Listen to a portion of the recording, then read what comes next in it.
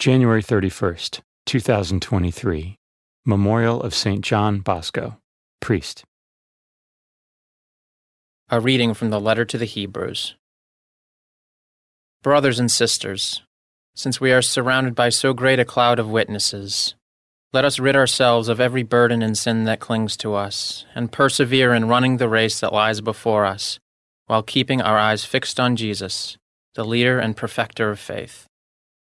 For the sake of the joy that lay before him, Jesus endured the cross, despising its shame, and has taken his seat at the right of the throne of God. Consider how he endured such opposition from sinners, in order that you may not grow weary and lose heart. In your struggle against sin, you have not yet resisted to the point of shedding blood. The word of the Lord. Responsorial Psalm. The response is, "They will praise you, Lord, who long for you. I will fulfill my vows before those who fear him. The lowly shall eat their fill. They who seek the Lord shall praise him.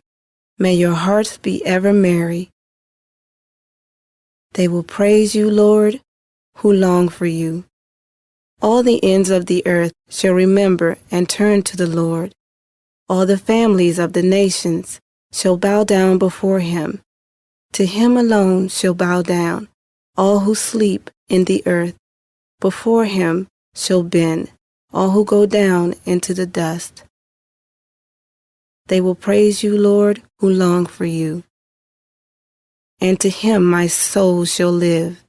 My descendants shall serve him. Let the coming generation be told of the Lord, that they may proclaim to a people yet to be born the justice he has shown. They will praise you, Lord, who long for you.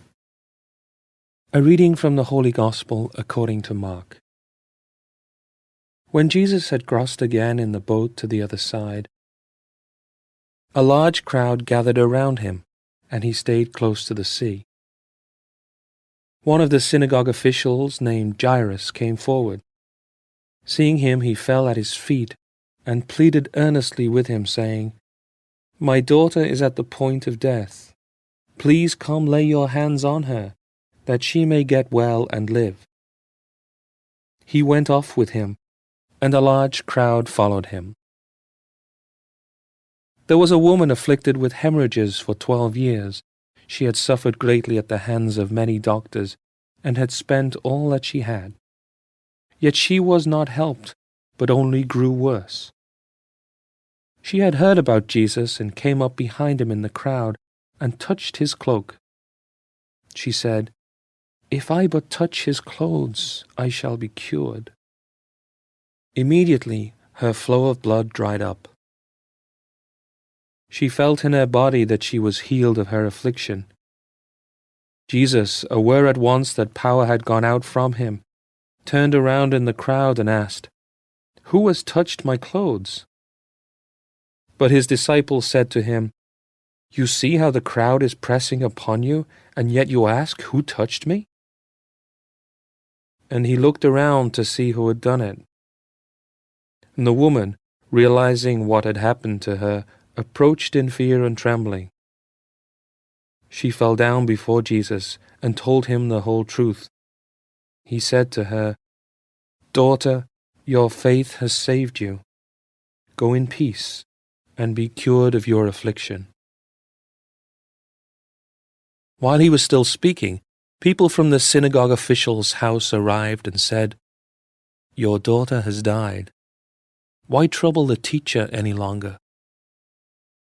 Disregarding the message that was reported, Jesus said to the synagogue official, "Do not be afraid, just have faith."